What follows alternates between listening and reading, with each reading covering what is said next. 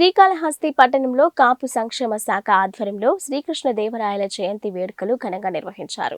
పట్టణ అధ్యక్షులు పసుపులేటి నవీన్ కుమార్ నేతృత్వంలోని కొత్తపేటలోని కార్గిల్ సెంటర్లో కృష్ణదేవరాయల జయంతి వేడుకలు నిర్వహించారు.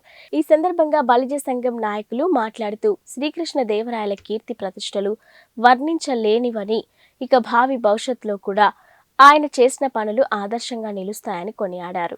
ఈ వేడుకలో నియోజకవర్గ అధ్యక్షులు వేణుగోపాల్ నాయుడు, అంజూరు బాలసుబ్రహ్మణ్యం, రంగా మిత్రమండలి అధ్యక్షులు సిద్ధులు గారి ప్రతాప్, పగడాల ప్రతాప్ తదితరులు పాల్గొన్నారు.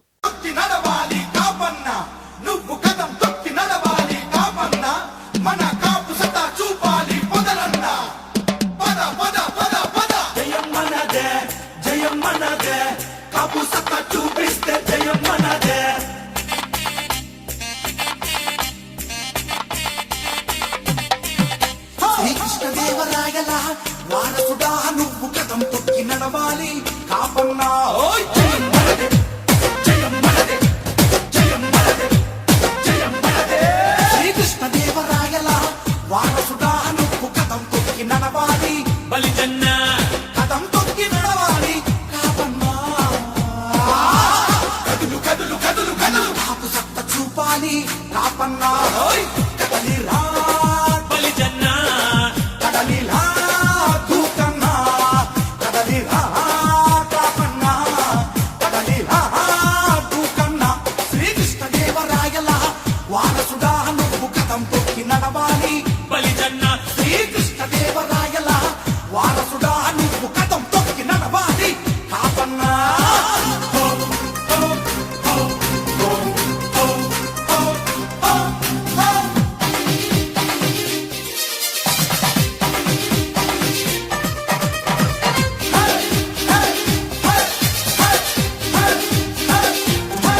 అలాగే రాధారంగ మిత్రమండలి అసోసియేషన్ ప్రెసిడెంటు ప్రతాప్ గారు, నియోజకవర్గ ప్రెసిడెంట్ సిద్ధుల గారి ప్రసాద్ గారు ఇచ్చేసినటువంటి మహానుభావులందరికీ ఆ యొక్క నమస్కారాలు.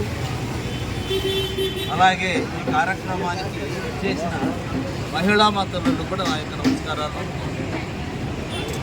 శ్రీకృష్ణదేవరాయలు పుట్టి ఇప్పటికి సుమారుగా 733 సంవత్సరాలు అయింది. ఆయన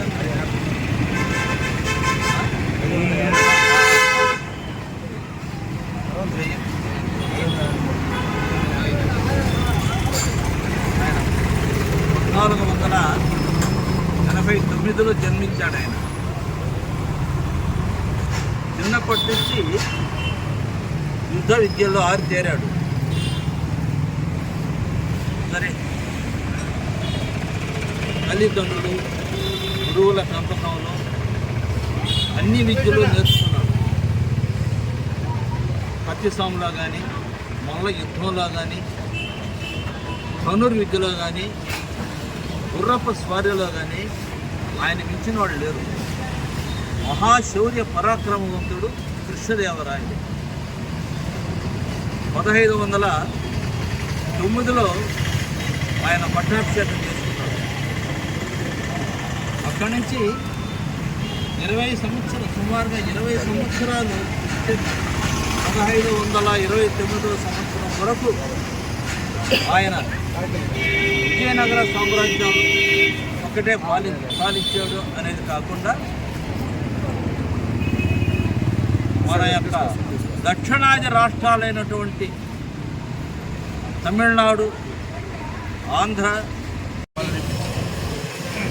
ఈనాడు శ్రీకృష్ణదేవరాయ జయంతిని ఉద్దేశించి మన శ్రీకాళహస్తి కాపు సంక్షేమ సేన అలాగే ఎంతోమంది శ్రీకృష్ణదేవరాయల పరిపాలన గురించి కొంతమంది స్వచ్ఛందంగా ఈ కార్యక్రమాన్ని విచ్చేస్తుంటారు.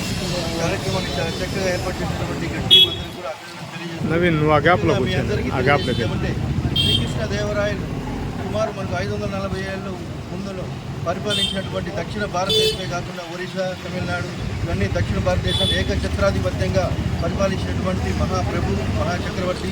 ఆయన హిందుత్వం అంటే ఎక్కువ ఆయనకి ఇష్టం. దేవాలయాలకి ఎన్నో విరాళాలను ఇవ్వడం, దేవాలయాల అభివృద్ధి కోసం ఎన్నో అగ్రహారాలను దానం చేసి వాటి ద్వారా వచ్చే ఆదాయంతో దేవాలయాలను అభివృద్ధి పరిచే విధంగా నిత్య కైంకర్యాలు జరిగే విధంగా ఆనాటి నుంచే ఆయన శ్రీకృష్ణదేవరాయలు ఎన్నో దేవాలయాలకి ఎన్నో సేవలు అందించి అభివృద్ధికి కృషి చేయడం జరిగింది. ముఖ్యంగా కవి సార్వభౌముడు, కళాప్రియుడు, కవులను, కళాకారులను, ప్రతిభ ఉన్న వాళ్ళని ప్రోత్సహించాలని ఒక సదుద్దేశంతో ఆయన ఆస్థానంలో ప్రతి ఒక్క కళలకు ప్రోత్సహించే విధంగా అన్ని ఏర్పాట్లు చేసి ఎంతో పెద్ద మార్కెట్ అనేది ఆ దక్షిణ భారతదేశంలోనే విజయనగర సామ్రాజ్యంలో మహా పెద్ద మార్కెట్గా అప్పుడు రాసులుగా వజ్రాలు వైడూర్యాలు రాసులుగా పోసి అమ్మినటువంటి విజయనగర సామ్రాజ్య కీర్తి దశ దిశలా వ్యాప్తి చెంది ప్రపంచ స్థాయిలో కూడా మన శ్రీకృష్ణదేవరాయల యొక్క పరిపాలన గురించి వీరు లేని మేటి నైటి ఆనాటి శ్రీకృష్ణదేవరాయలుగా వెలుగొందారు. ఆయన యొక్క కీర్తిని ఇప్పటికీ మనం అందరూ గుర్తుపెట్టుకొని మనకు గర్వంగా చెప్పుకోదగ్గ మహాచక్రవర్తి.